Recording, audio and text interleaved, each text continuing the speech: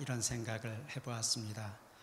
저는 한 25년 전에 저 밴쿠버의 그 리전 칼리지로 공부하러 와서 또 공부하고 또 이렇게 또 이민 목회를 시작하게 돼서 지금까지 목회를 하게 되었습니다. 그때마다 느끼는 것은 여름철이나 어디를 가든지 캐나다는 참 살기가 좋구나, 그리고 참 좋은 곳이 많구나.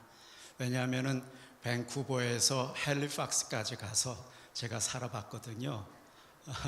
그리고 또 몬트리올에도 살고 토론토에서도 살고 이런 여러 곳에서 공부도 하고 또 목회도 하면서 지금까지 살아오면서 캐나다의 여러 곳을, 왜냐하면은 핼리팍스에서 자동차로 그 밴쿠버까지 자동차로 크로스하면서 대륙 횡단을 하면서 여러 곳을 이렇게 보며 아이들이 또 잘 자랄 수 있게 되었습니다. 아이들도 이제는 저희는 다 커서 한 아이는 이제 여기서 대학을 졸업하고 한국에 가서 그 장로회 신학대학을 졸업하고 명성교회 영어 전도사로 지금 있고, 또 둘째 아들은 여기 지금 캐나다 검사로 지금 일을 하고 있습니다. 이게 다 잘 되는 것 같은데 저희 집사람이 아픈 바람에 또 여러 가지, 그래서 한 가지는 부족하지 않나, 교만치 않게 하기 위해서 하나님께서 우리들에게 주시는 어떠한 가시가 있지 않나 하는 그러한 생각을 하며 순종하며 살고 있습니다. 일반적으로 성도들에게 지금까지 생활해 오시면서 언제가 제일 행복하셨습니까? 라고 하는 그러한 그 질문을 해보면은 대부분 많은 분들이 처음 예수 믿고 또 은혜를 경험했을 때 그때가 굉장히 좋았던 것 같아요 라고 말씀하시는 분들이 많이 계십니다. 뿐만 아니라 이런저런 이유로 이민을 와서 한국에서는 예수 믿지 않았는데 하여튼 무슨 동기가 되었든지 간에 예수를 믿게 되었고 신앙생활을 하고 교회 생활을 하면서 처음 교회를 정하고 또 새로운 그 목회자와 함께 신앙생활을 시작했을 때 그때가 참 행복했던 것 같습니다 라고 말씀하시는 분들이 더러 계십니다. 여러분, 우리는 이러한 모든 그 경우들을 영적 첫사랑의 계절이다 라고 이렇게 말을 합니다. 자, 그런데 이 영적 첫사랑의 이 계절이 굉장히 좀 길게, 행복한 이러한 시간들이 좀 길게 가면은 얼마나 좋겠습니까? 그렇지 않습니까? 우리의 행복이 계속해서 이어지고 있다라고 하면은 얼마나 우리의 바람이겠느냐라는 것이죠. 그런데 문제는 이러한 행복한 시간들이 그리 오래 지속되지 않는다는 사실입니다. 어느 날 갑자기 예배 시간이, 은혜스럽던 그 예배 시간이 지루해지기도 하고, 또 말씀이 잘 내 귀에, 내 마음에 들려지지 아니할 때도 있습니다. 심지어 신앙생활 자체가 회의가 드는 그와 같은 경우들도 더러 있습니다. 왜 우리의 영혼이 왜 이렇게 사막처럼 건조해지고 메말라지는 그와 같은 느낌을 우리들은 가끔 느낄 때가 있다라는 것입니다. 그러나 여러분, 놀라지 마십시오. 우리의 이런 영적인 상태와 이와 같은 우리들의 신앙의 그 모습들, 영적인 회의가 드는 것은 나만 그런 것이 아니다라는 사실입니다. 이런 영적인 회의와 느낌들을 우리의 선배들, 믿음의 조상들도 동일하게 느끼면서 살아왔다라는 사실입니다. 우리는 이러한 상황을 광야길의 체험이다라고 이렇게 부릅니다. 또 이와 같은 우리의 인생을 비유하여서 광야의 생활과 같다라고 이렇게 말씀하기도 합니다. 이것을 성 요한은 다른 말로 우리 영혼의 어두운 밤과 같다라고 이렇게 말을 하기도 하였습니다. 아무튼 예수 잘 믿던 그리스도인들의 대부분이 이 영혼의 어두운 밤을 체험하며 겪게 되더라라는 사실이죠. 이들이 어떻게 이런 과정들을, 우리의 선배들, 믿음의 그 조상들은 어떻게 이와 같은 영혼의 어두운 밤의 그 시간들을 잘 통과하고 극복해 나가면서 그들은 마침내 믿음의 승리를 가져왔을까라는 것이 오늘 우리들이 이 본문 말씀을 통해서 도전을 받고 또 함께 배우고자 하는 것입니다. 여러분, 이 광야길의 체험은 아주 다양합니다. 똑같은 사건과 사실을 놓고도 사람마다 그 광야길의 평가가 매우 다르다는 것입니다. 왜냐하면은 100명이면 100사람 모두가 다 자기가 느끼는 감정과 자기가 느끼는 감각이 다르기 때문인 것입니다. 여러분, 이스라엘 백성들이 애굽에서 해방이 되어 가지고 출애굽하여서 떠나던 첫날을 한번 상상해 보시기 바랍니다. 그들은 얼마나 민족적인 감격을 체험했을까요? 사실 애굽이라는 나라가 그 당시는 굉장히 힘이 센 나라였습니다. 오늘날로 말하면은 미국과 같은 나라, 뭐 힘은 세지 않지만 카나다처럼 좋은 나라. 그러니까 온 지역의 많은 사람들이 그곳에 가서 살고 싶어 했던 거예요. 그런데 그곳에 가서 살아보니까 힘들다는 것이죠. 심지어 이스라엘은 어땠습니까? 이스라엘은 거기에서 노예 생활을 했어요. 그런데 그 노예 생활을 하던 그와 같은 상황 속에서 하나님께서 그 민족을 이끌어내신 것이에요. 그러니 얼마나 그 민족적인 자부심이 컸겠느냐라는 것입니다. 뿐만 아니라 이제는 노예의 신분에서 자유인의 신분으로 바뀌었다라는 것입니다. 얼마나 감격스러웠겠어요. 신분의 해방감 하니까 생각나는 것이 있는데, 아마 여러분들께서도 다 들으셔서 아시겠지만은 엊그제 북한에서 풀려난 그 임현수 목사님을 여러분들 많이 그 뉴스에서 들으셨을 겁니다. 그 목사님도 철저하게 느꼈을 거예요. 저와 동갑이라서 굉장히 참 허물없이 그분도 CCC 활동을 하셨고 한국에서 해서 참 여기서 같이 또 목회자로서 여러 가지 그 일들을 같이 나누며 지내왔습니다.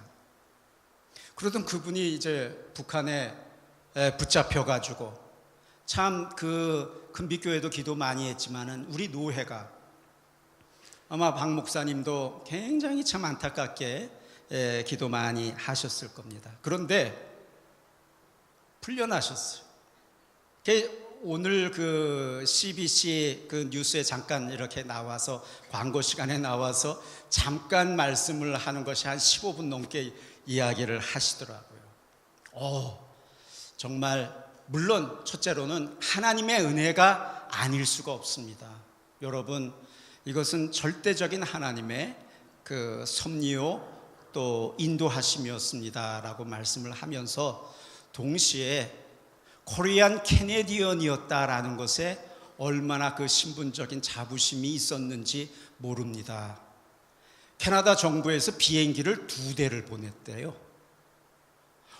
혹시나 만에 하나 비행기가 뭐 무슨 일이 있어서 잘못될까 봐 거기에는 또 외과 의사들이 오셨고 무슨 수술이나 해야 되지 않나 해가지고 모든 시설을 완벽하게 갖춰가지고 비행기 2대가 내렸더라는 거죠.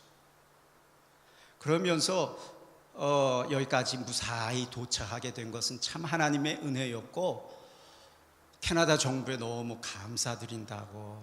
그런데 그동안 자기가 여기 그 비행기를 타 보니까 굉장히 뭐 아픈 데가 많았다라고 하는데 사실 그렇게 아픈 데는 많지 않았고, 환경이 열악해서 나가서 굉장히 춥더래요. 그 환경이 추워서 발가락이 그냥 몽땅 다 동상이 들렸습니다. 그리고 자기 어깨는 나가서 일을 많이 했기 때문에 아주 그냥 아프리카 사람처럼 새까맣게 탔습니다라는 이제 그 정도의 이야기지, 그렇게 자기한테 그 북한에서 크게 핍박을 하진 않았습니다 라고 하더군요. 안타까운 것은 같은 민족이지만은 그 코리안 캐네디언인 임 목사님도 이렇게 풀려나셨고, 또 코리안 아메리칸들도 이렇게 풀려나는데, 한국 사람들, 한국 국적을 가지고 있는 그런 분들은 지금 한 6명이 붙잡혀 있는데, 지금까지 한 70년 동안 한 사람도 풀려난 사람이 없다라는 거예요. 참 그것이 안타깝다라고 이렇게 말씀을 하시더라고요. 자유인의 신분으로 자기의 그 어떠한 상황이 바뀌는 것, 그리고 이제 새로운 세계로 갈 수 있다라는 어떠한 그 희망, 말도 못하게 기뻤는데 자기가 그것을 안 것은 15분 전에 알았대요. 떠나기 전 15분 전. 그리고 비행기를 타고 이렇게 오는데 너무나 갑작스럽게 그 컬처 샥이라고 할까요? 환경이 너무 갑자기 변해가지고 그것이 사실은 제가 더 그 마음속에 놀래고 있습니다라는 그러한 그 고백을 하더군요. 여러분, 마찬가지로 이스라엘 백성들에게도 이 신분의 자유뿐만 아니라 새로운 세계, 새로운 땅이 기다리고 있다, 이 이야기를 듣고 이제 젖과 꿀이 흐르는 그 가나안 땅은 과연 어떨까? 오랫동안 말씀으로만 들어왔던 그 말씀이 실제적으로 자신들에게 펼쳐질 하나님의 그 약속의 말씀들이 과연 어떠할까? 이 소망이 그들에게는 너무나 컸던 거예요. 감격스러웠던 거예요. 그러나 그들의 이러한 설렘과 기대감, 또한 기쁨도 너무나 순식간이었고 잠깐이었더라라는 사실이죠. 이스라엘 백성들이 애굽 땅을 벗어나자마자 그들이 기다리고 있었던 것은 광야였지 젖과 꿀이 흐르는 가나안 땅이 아니었다라는 말씀입니다. 물론 그들이 광야를 처음 대했을 때 그들은 크게 두려워했던 것으로 보이지는 않습니다. 누구든지 처음 가는 길은 몰라서라도 그렇고 전적으로 두려워하지 않는 것입니다. 그저 두려움 반, 호기심 반, 그저 이 정도로 그 마음을 가지고 떠나곤 합니다. 마치 여러분이 오래전에 캐나다 비자를 바꿔서 한국을 떠났을 때의 그 모습처럼, 저도 약 한 25년 전에 친구와 친척들의 그 송별 파티를 받으면서 캐나다라고 하는 것이 과연 어떨까 기대감, 설렘 반 가지고 있었던 그 추억이 있습니다. 그때 저희 아이들 둘은 초등학교 1학년 1학기 다니다가 왔고, 큰애가 2학년 1학기 다니다 왔어요. 그러니까 한국에서 그저 큰애가 1년 공부했던 그러한 그 경험이 있습니다. 그런데 얘네들은 비행기를 타니까, 생전 처음 타니까 너무 기분이 좋은 거예요. 설레고. 그래서 한번 제가 그 긴 시간을 비행해 오면서 애들에게 좀 단속도 했지만은, 얘네들이 캐나다가 좋아서 이렇게 즐거워하는 건가? 아무 근심 걱정이 없는 거예요. 그러나 저는 밴쿠버에 도착하게 되면은 과연 어떨까? 과연 제가 영락교회에 에서 심우할 때에 그 권사님이 정말 그 시간에 나오실까, 뭐 이런 별별스러운 그런 그 쓸데없는 그 걱정도 하고, 또 그 학교를 찾아가서 뭐 처음서부터 어떻게 이제 밟아갈 것인가, 뭐 이런 것들도 걱정이 되고. 그런데 애들은 전혀 그런 걱정이 없어서 아주 놀랐습니다. 그러면서 제가 이런 생각을 해봤어요. 만일에 얘네들이 아프리카를 간다라고 했다면은 과연 어땠을까?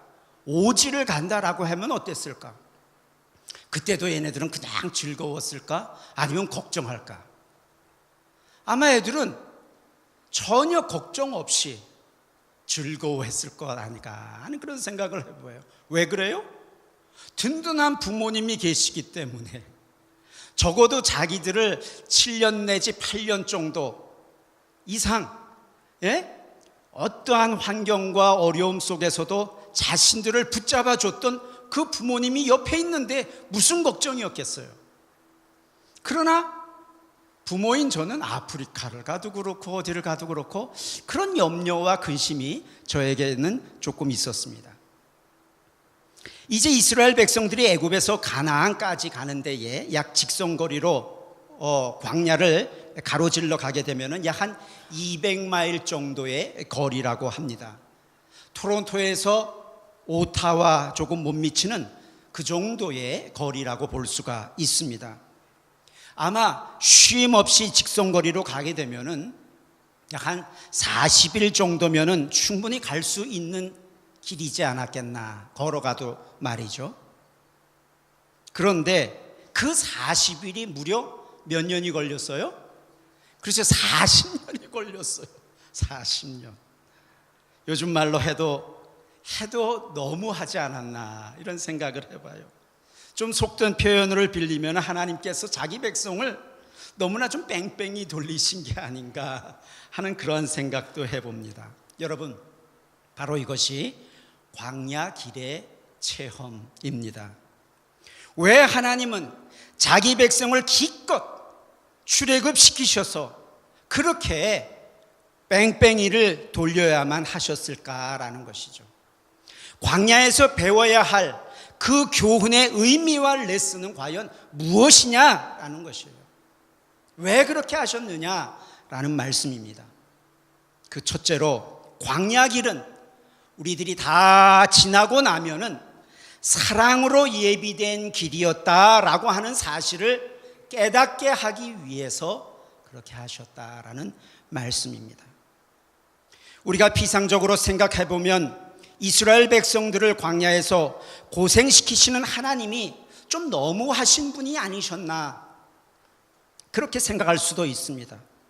그러나 오늘 본문은 이것이 하나님의 사랑의 배려 때문이었다라고 분명히 말씀하고 있습니다. 그것이 17절 말씀인데 오늘 본문 말씀을 우리 다 같이 다시 한번 읽어보겠습니다. 17절 말씀 다 같이 한번 다시 읽어볼까요? 17절 시작.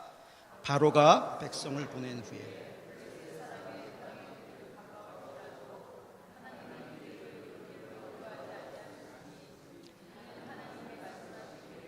이 백성이 전쟁을 하게 되면 하셨습니다. 아멘. 여기서 보게 되면은 하나님이 이스라엘 백성들을 지름길로 인도하지 않으셨고 쉽고 빠른 길 그쪽으로 인도하지 않으셨고 오히려 멀리 돌아가게 하신 이유가 있었다라는 말씀입니다. 당장에 직면해야 할 그와 같은 그 전쟁, 블레셋 사람들이 자기 땅을 가로질러 가는 그 이스라엘 백성들을 가만두지 않을 거다라는 거예요. 그러나 전쟁을 한 번도 경험하지 못했던, 또 무기도 하나도 없고 아무것도 없고 오합지졸인 그 이스라엘 백성들을 블레셋 하면은 그 당시에 상당히 발전된 그와 같은 그 나라가 그냥 놔두지 않을 거다라는 것이죠. 돌아가게 하시는 하나님의 뜻을 그 당시는 이스라엘 백성들이 이해하지 못하였지만은 하나님께서 이스라엘 백성들을 사랑으로 인도하시고자 하시는 하나님의 뜻이 숨겨져 있었더라라는 말씀입니다. 여러분, 그렇습니다. 여러분, 하나님은 우리가 감당할 시험밖에는 허락지 아니하시는 분이시다라는 사실을 분명히 믿으실 수 있기를 바랍니다. 그래서 사도 바울은 고린도전서 10장 13절에서 이렇게 말씀하지 않았어요? 사람이 감당할 시험밖에는 너희에게 당한 것이 없나니 오직 하나님은 미쁘사 너희가 감당치 못할 시험 당함을 허락지 아니하시고 시험 당할 즈음에 또한 피할 길을 내사 너희로 능히 감당하게 하시느니라. 얼마나 감사해요. 그렇습니다. 그래서 하나님은 이스라엘 백성들이 준비될 때까지 기다려 주셨던 하나님이셨다라는 말씀입니다. 여기서 우리가 배워야 할 중요한 레슨이 있어요. 우리는 지금 다 당하고 있는, 우리가 지금 현재 겪고 있는 이 고난을 왜 내가 지금 겪어야 하나? 예수 믿는데 가는 비 오는 비 다 피하고 좋은 길로만 하나님께서 인도하시면 얼마나 좋겠느냐, 이런 의심이 들 때가 있다라는 거예요. 왜요? 지금 현재의 모습이 너무나 힘들기 때문에, 어렵기 때문에 그렇다라는 것이죠. 그러나 여러분 꼭 기억하십시오. 하나님은 우리를 더 사랑하셔서, 하나님은 우리를 더 잘 아시기 때문에 피해가게 하시더라라는 사실을 분명히 믿으실 수 있기를 바랍니다. 자, 두 번째로, 광야 길은 훈련을 위해서 준비된 길이다라는 사실을 믿으시기를 바랍니다. 하나님께서 이스라엘 백성들에게 돌아가게 하셨던 이 광야 길을 걷게 하신 가장 중요한 이유가 오늘 본문 17절에 나와 있는데, 이 백성이 전쟁을 하게 되면은 어떻게 한다고 했어요? 마음을 돌이켜 애굽으로 돌아갈까 하셨습니다라고 했어요. 마음을 돌이켜, 다시 말해서 마음이 변할까? 그렇지, 적어도 애굽에서는 비록 노예로 살았지만 먹을 것은 걱정하지 않았나?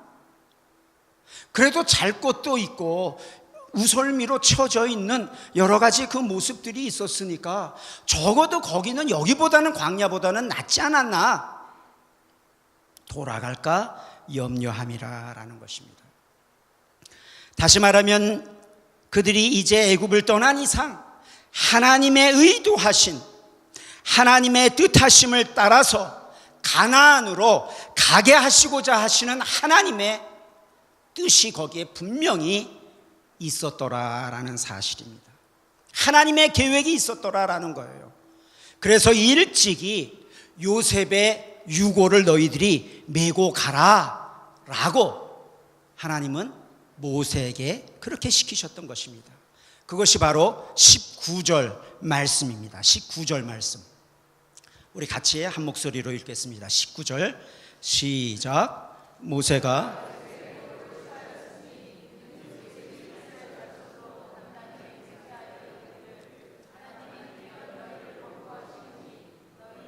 내 유고를 여기서 가지고 나가라 하였음이더라.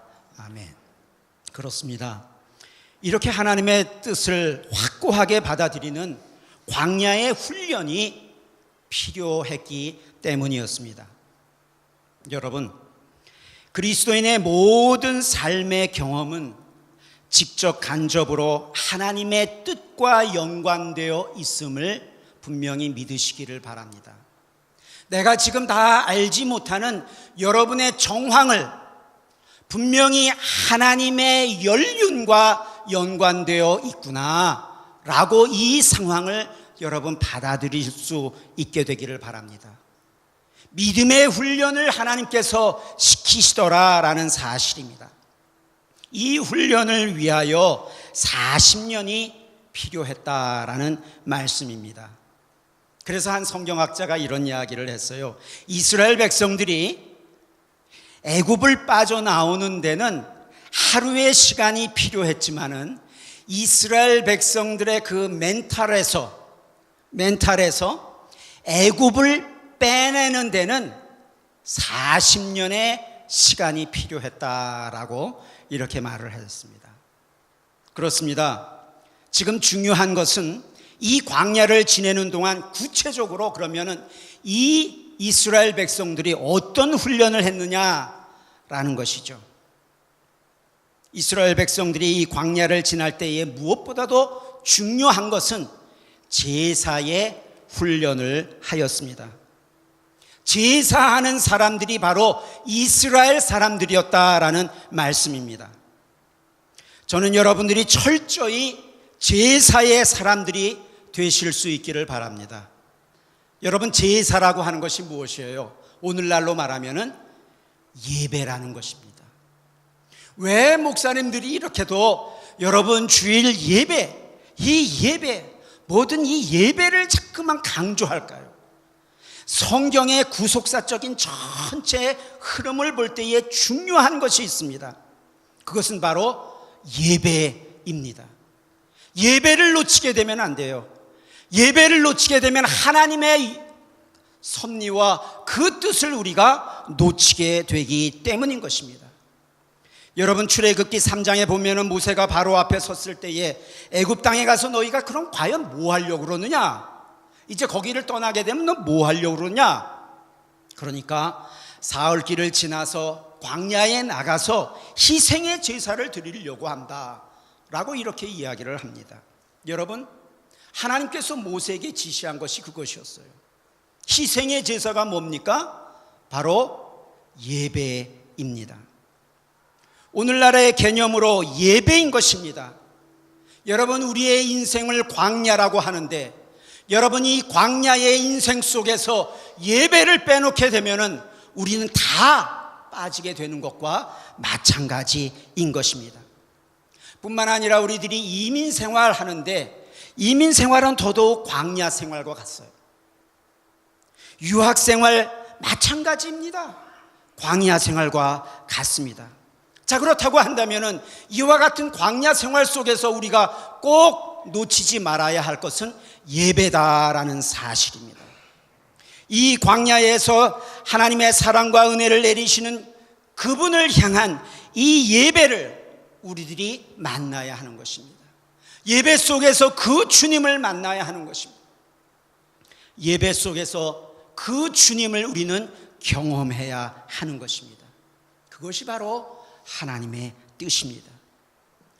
저는 앞으로 하지 교회가 예배 드리는 의미와 그 뜻을 새롭게 깨닫고 예배 잘 드리는 교회, 예배 잘 드리는 그와 같은 우리 성도들이 되시기를 바랍니다. 여러분, 이제 예배하면서 하나님의 뜻을 우리들이 헤아려 알아야 합니다. 그래서 종교개혁자 칼빈은 사람들이 광야를 지나면서 고난 가운데 있을 때에 여러 가지 일들을 경험하게 되지만은 광야의 고난을 통해서 우리는 때로 겸손케도 되고 때로는 오히려 소망을 품게도 되고 또 순종도 배우게 되고 훈련과 회개에 이르게 되더라라고 칼빈은 이야기하였습니다. 사랑하는 하지교회 성도 여러분, 하나님이 저와 여러분의 광야 생활을 통해서 그리고 현재 하지교회가 걸어가고 있는 모든 이 일을 통해서 하나님은 위대한 구속의 역사를 반드시 이루어 주실 줄 분명히 믿습니다. 이 믿음이 바로 기독교 신앙의 본질인 것입니다. 광야 생활에서 겪는 여러 가지 고난이 아무리 힘들고 또 무겁다라고 할지라도 낙심하지 마시기 바랍니다. 여러분 곁에 우리 교회가 있고 우리 성도들이 있고 그리스도의 사랑이 이 예배 가운데 임재하기 때문인 것입니다. 여러분, 우리의 인생 이야기는 아직 여기서 다 끝난 것이 아닙니다. 비록 여러분들이 지금 지치고 힘들다라고 할지라도 고난 가운데 있다라고 할지라도 나의 미래가 과연 어떻게 펼쳐질까라고 궁금해 하면 할수록 여러분, 하나님께서 예배 가운데 여러분의 심령 속에 찾아오셔서 말씀하시는 그 음성의 귀를 기울일 수 있기를 바랍니다. 이제 우리 다 같이 21절, 22절 말씀을 다 같이 읽고 마치도록 하겠습니다. 21절, 22절입니다. 시작. 여호와께서